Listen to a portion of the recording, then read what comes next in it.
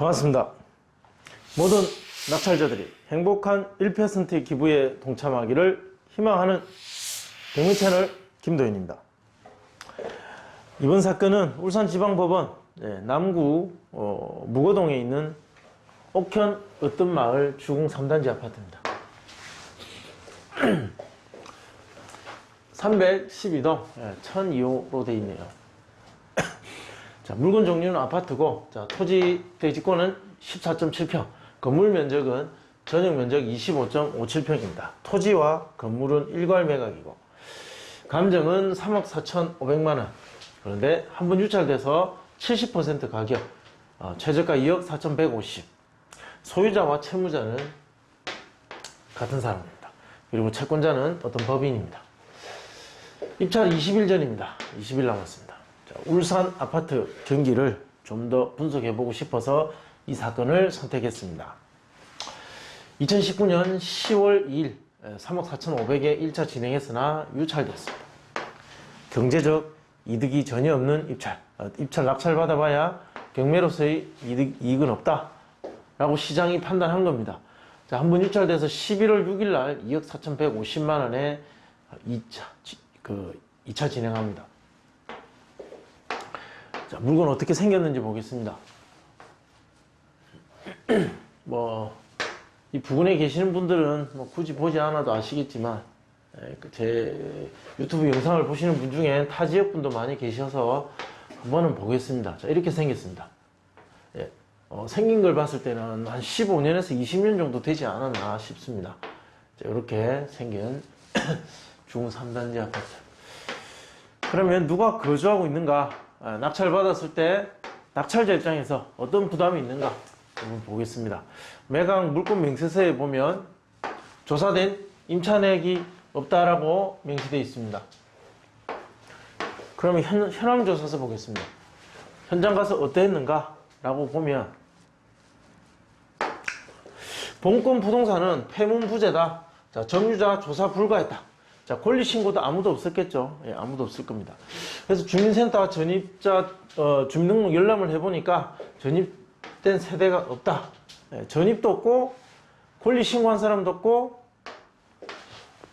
현장에는 아무도 만날 수 없었고, 문건 접수 내역 보겠습니다. 혹시 임차인이나 기타 이해관계자가 있나 보면, 자, 등기소 그리고 집행관, 채권 양수인, 울산시 채무자 겸 소유자, 이렇게 그 외에는 없습니다. 감정평가서 기타 이해관계자도 없고 임차인도 없습니다. 권리신고한 사람이 없다는 거죠.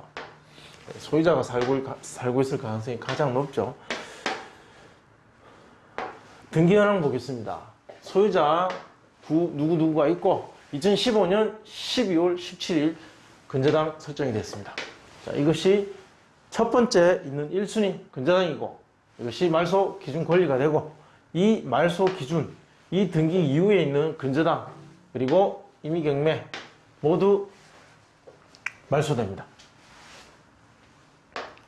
제가 준비한 자료 보겠습니다. 자, 이러한 권리관계일 때 낙찰을 받는다면 매수인이 인수하게 될 부담은 무엇인가? 등기 현황을 보셨겠지만 등기상에 인수될 사항은 없습니다. 관리비는 인수될 수도 있겠죠. 인수될 수도 있습니다. 판례에 보면은 공용비용, 그리고 전용비용, 이래가지고, 공용비용은 납부하지 않으면 매수자가 인수해라, 이런 판례도 있고, 관리소장들이 잘 합니다. 그래서 그 내용을 들이밀면서 이건 무조건 인수해라고 나올 겁니다.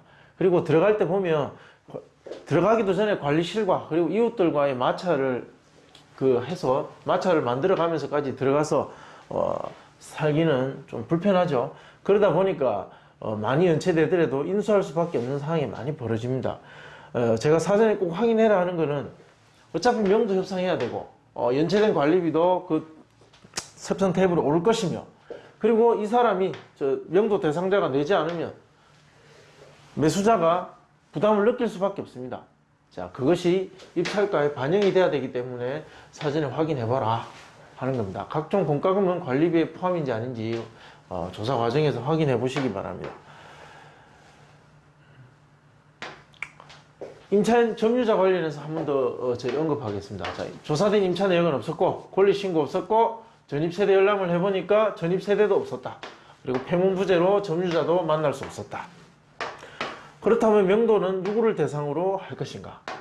현재의 소유권자를 상대로 인도명령을 신청할 것이고, 자, 그 사람은 명도 대상자입니다. 일단 그렇게 인도명령 결정을 받아서 협상 테이블에 올라가시면 유리합니다. 잔금 납부 약 1에서 3개월 정도면 명도가 완료될 수 있습니다. 강제집행을 하자면 300에서 약 400만 정도 비용이 드니까 이사 합의를 하실 때 그 비용 이하에서 협의하시길 바랍니다. 명도 소송 가능성은 희박합니다.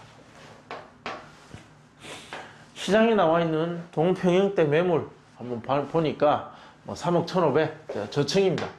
우린 10층입니다. 10층. 뭐 이런 것들이 있네요. 3억 2천. 뭐 좋은 층은 3억 4천까지 있습니다. 그리고 3층 3억 2,700. 우리가 이제 한 3억 2천을 기준으로 뭐 볼 수 있겠네요. 실제 거래 사례 보면 비슷한 평수라서 두 개를 봤습니다. 하나밖에 없길래 14층 3억 2,150입니다. 즉 3억 2천을 받고 싶어 하겠네요. 최소한. 뭐 9층 3억 3,800. 저층이 3억 2천을 조금 내려가는 수준. 4층이 3억 2천입니다. 그리고 경우에 따라서는 13층인데도 3억 1천이 있고 저층 2억 8,500까지 있습니다. 그리고 층이 좋으면 3억 3천도 있습니다. 대상물의 가치, 감정가는 3억 4,500으로 되어 있다. 그러나 실제 현장에서 지금 거래가 가능한 금액은 3억 2천 정도가 아닐까.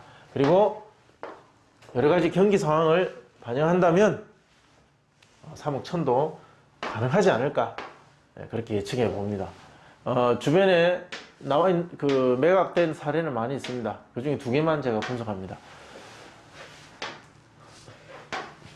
쌍용 02년도 건축 전용 면적 25.7평 6층이고 남동향 2차에 낙찰됐습니다.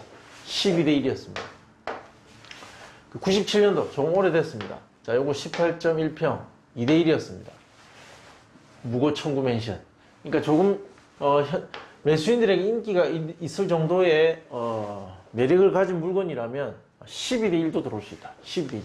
즉 수요는 죽은 것이 아니라 시장을 지켜보고 있다. 그러다가 매력 있는 매물이 나오면 이렇게 반응도 할 수 있다. 지금 나와 있는 주공 아파트 3단지는 나름 매력이 있다고 봅니다. 저는. 그래서 경쟁자가 좀 있을 가능성이 높다. 감정가가 이러할 때 거래 가능 금액은 이러했고, 자, 이때 낙찰된 금액은 이러했습니다. 자, 92.5%. 가중평균 구하면 92.5%. 예, 3억 1천. 하한가 적용해보면 2억 8천 981만원. 낙찰가. 상한가 적용하면 9억 9천 900. 자, 취득세는 1.1%, 중간 가격인 2억 9,500 정도만 해서 계산해 보겠습니다. 자, 그러면 취득세, 국민주택 채권, 등기비용, 그리고 이거 이사비용. 소유자가 살고 있습니다. 이자 못 내서 경매 나왔습니다. 뭐 이사비용 들겠죠? 들 수밖에 없을 겁니다. 자, 이거. 자, 이거. 뭐 물론 이만큼 다 들어가는 건 아니겠지만 입찰할 때는 불측의 손해는 와서는 안 됩니다. 그래서 미리 예측해서 그것을 감안해서 예상 입찰가를 적어내셔야 됩니다. 궁금하신 점은 댓글 남겨주시면 친절하게 답변해 드리겠습니다. 관심 감사드리고 많이 시청해 주시면 고맙겠습니다. 감사합니다.